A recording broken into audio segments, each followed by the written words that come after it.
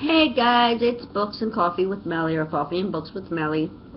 I have my coffee, and I love my mug. It says husband for sale, remote included, and it's got a picture of, I guess, the husband, two women sitting on a TV set, and it's supposed to be, I guess, look vintage, maybe, I don't know. I've had a few of I have actually a few of those, like a vintage, like 60s type scene.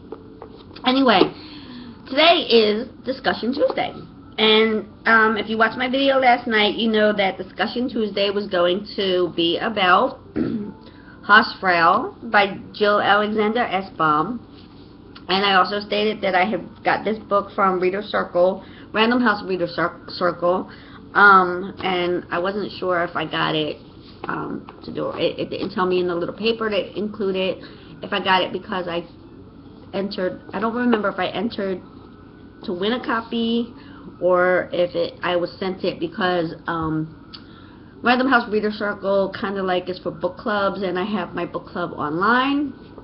But anyway, on to the book.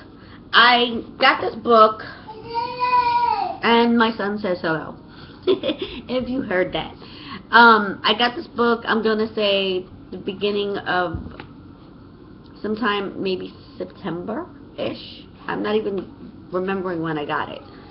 But it was sometime September, October, around that time. And I started to read it, and I put it down because the main character, Anna, irked my nerves. Like, seriously, she irked my nerves. Why did she irk my nerves? Well, basically, she is an American woman who is the mother of 3, living in Switzerland with her husband. Her husband's from Switzerland, and she's unhappy. And it starts with the way it's written. It's like it tells present time, and it tells she sees a therapist, and it tells her sessions with her therapist, and it tells she remembers things from the past. She's trying to figure out, basically what she's doing is she's having an affair, and she's trying, she basically, her issue is that she's lonely. She doesn't know anybody except, I mean, she has a few people she knows through her husband, but she has no friends. She is lonely. Her mother-in-law does not really seem to like her very much. And she's trying to fit in, and in a sense,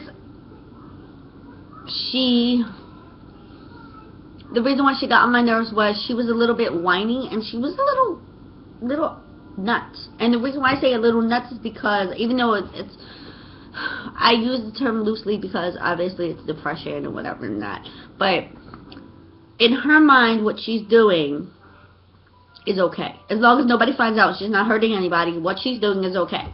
So it's her journey of self-discovery to figure out what she wants, why she wants it, and so forth, and why she's doing what she's doing.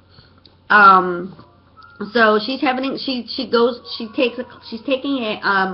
a language class, a German language classes, and she meets this guy in the class, and after class they go and they do their thing, and part of her feels guilty about it, but part of her is like, it's okay because I'm being discreet, and she's convincing herself that what she's, she's fine. She's whiny at the same time because she's like, I'm so lonely, but she doesn't do anything about the loneliness. She doesn't do anything about making friends. She's kind of introverted in a sense where I don't think she realizes that she's, that's just the way she is. She prefers to be alone, but she feels as if it's because you know, she's alone because she's an outsider. You know, she doesn't speak the language well. She doesn't have family or friends or anything like that. So, we learn throughout the book that, you know, her history of how it all started. We learn how it all started. We learn a little bit of how she met her husband and how he's not abusive and he's not, you know, mentally abusive. He's just, he works. He's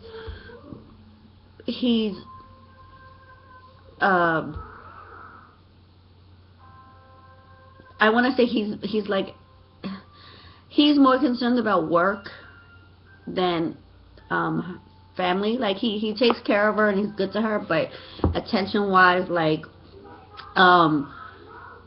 they don't just go out and spend time together. He doesn't talk to her unless, you know, it's family or whatever, or, you know, he's more work oriented.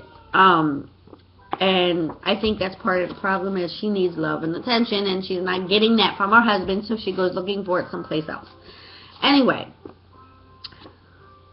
towards the end of the book, she's having a tryst with this person that I believe he knows her husband. He works with her husband, and the whole time that this is going on, she's getting phone calls that she doesn't receive, and then when she receives them, one's from her husband, one's from her mother-in-law, one's from just to come home. And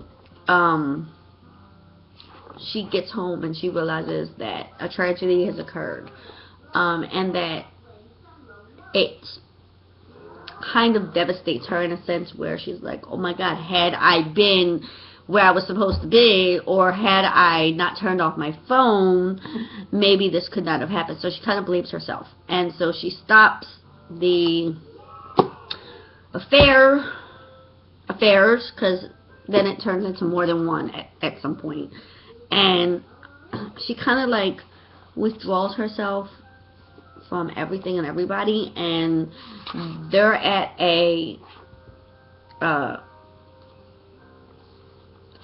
gathering, and, you know, they're like, you know, you have to just start to heal, and comments are made. Actually, I'm lying.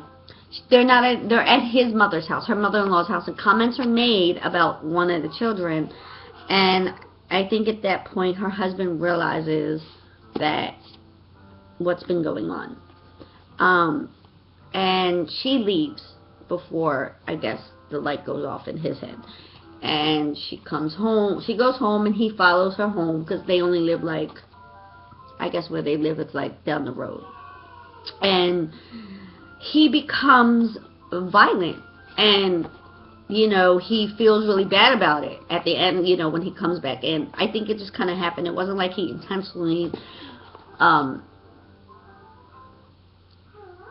wanted to hurt her. I think it just kind of like her reaction to him set him off, and it just happened. I'm not giving excuses for domestic violence, because it's never okay for domestic violence. Don't misunderstand my words. What I'm saying is that it wasn't an intention. Like, he was never that way, and I don't think he intended to be that way. And I say this because he comes back in the room, in the kitchen, and he sees her, and he realizes what he's done, and he takes care of her. He washes her up, he cleans her up, and you're going to say most men who do this have that guilt. I know, but that's not the point. The point was that, the point of my thing is that he really does love her, and he's hurt by what she's done, and I think his anger blinded him, because he does, like, he feels so bad about it. He's like, you know, you know, this is not me, this was not me. And like I said, I may seem like I'm giving excuses for that situation, but I'm really not. So like I said again, don't misunderstand. And then he, you know, the next morning she wakes up, he comes in the room and he says, go wash up, you need to get dressed and come out to the kitchen. And she does, and he tells her, you have to go, you have to leave. And she doesn't really realize, like, she's like, okay, she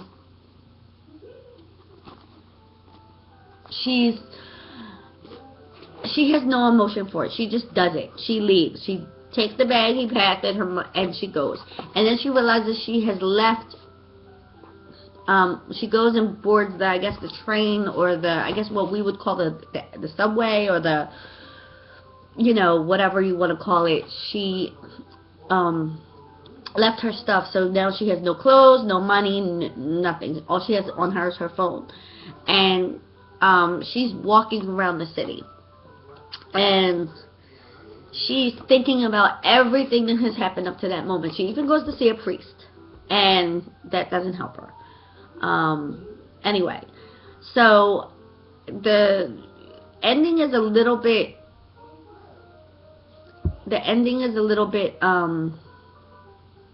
unclear, but from the gist of it, I want to say, obviously we know what happened, but in the long run, I did enjoy the story, because even though at the beginning of the book she annoyed me, or she got on my nerves, and I said the reason is because at that point in time I didn't really know her story or understand her, so I took it as she was a woman thinking she could get away with things and being whiny, like you know, she's spoiled, or she's, oh, pity me, pity me, pity me.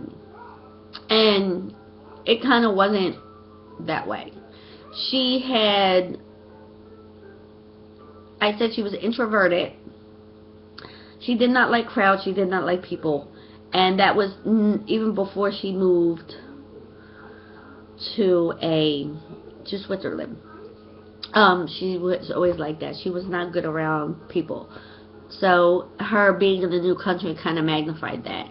She had loneliness and depression, and it was marital problems that nobody saw, because her husband had to keep this image, and he didn't really see that she needed him in certain ways, and I kind of got that. And the reason why I say I got that was because I've experienced not the affair part of it, but I've experienced the loneliness in a marriage. Things are not working out the way they should, or the way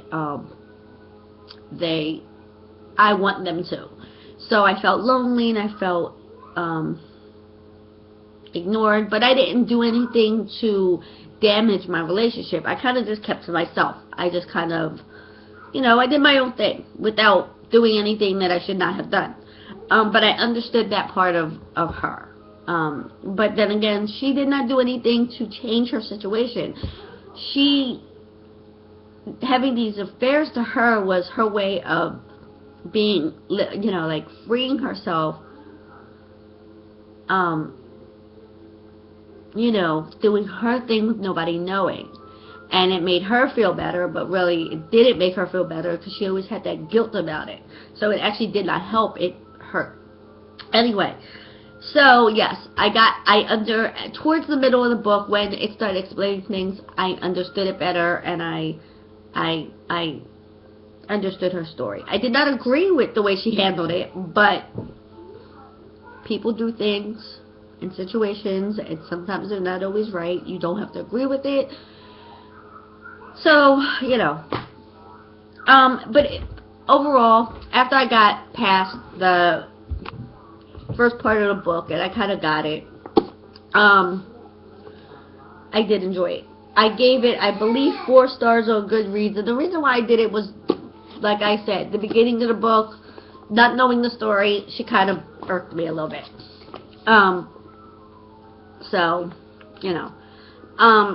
So if you, and it says on the front, Anna Karenina goes 50 Shades of Grey.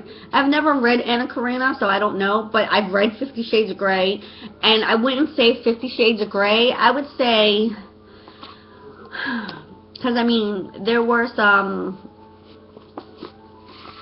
scenes that were very descriptive, but it wasn't like bondage type, S&M stuff like in 50 Shades of Grey. It was more of I'm doing things I would not normally do. So it was kind of like, it definitely was not 50 Shades of Grey. And I've never read Madame Bovary, because it says with the side of Madame Bovary. But maybe I should read Anna Karenina and Madame Bovary and then see how it compares to this. So, if you are looking for a good read to, something to pass the time, it wasn't really a thought-provoking read. I mean, it did make you think about things like, life and whatever, but it wasn't like deep. So if you're looking for a good read and you want to check out a new author, I would definitely check out Hausfrau. I saw a lot of like negative comments on Goodreads. I've seen good reviews on Goodreads, so I kind of stopped and wanted to make my own opinion. And my opinion is, it's a good book. There are parts of it that I did not like. There are parts that I did like. I got the whole gist of Anna. And I don't know, I don't really know how else to describe the book. I mean, she was a lonely wife in a strange country trying to find herself. That's basically the gist of the book. And tragedy strikes, and she falls apart. And things happen, and things are found out about her, her, like I said, and it just goes downhill from there. And she's, stuck at the bottom. I'm going to say she's falling into a well and cannot get out. That's kind of how she feels. She's stuck in a well, and there's no way out. She can't climb out. There's no way for her to get out. So that's it for Discussion Tuesday. Check out the book Hausfrau. Really a good book. I'm not going to say it wasn't. It was. I enjoyed it. After I got through the first, I'm going to say 25%. Not that the first 25% is bad. It's just that for me, it took a good minute for me to get into the story. But I've already said why. Anyway, so check it out. Check out my other videos if you like. I hope you enjoyed Discussion Tuesday. I hope you guys have the rest of your day. I hope you guys have a good rest of your day. I'm sorry. I'm paying attention to my son in the other room. And since I probably won't be recording anything for the rest of the week, I hope you guys have a good Thanksgiving if you do celebrate. Yeah. So everybody have a good rest of your week, and I will talk to you in the next video. If you like my video, thumbs up. If you didn't, thumbs down. It's okay. You're entitled to your own opinion. If you want me to, if you want to see videos of other things, comment below. Pass the word on. Please pass the word on about my channel. If you have a channel, if you comment and say please follow me, I will follow back. So have a good day, guys. Bye.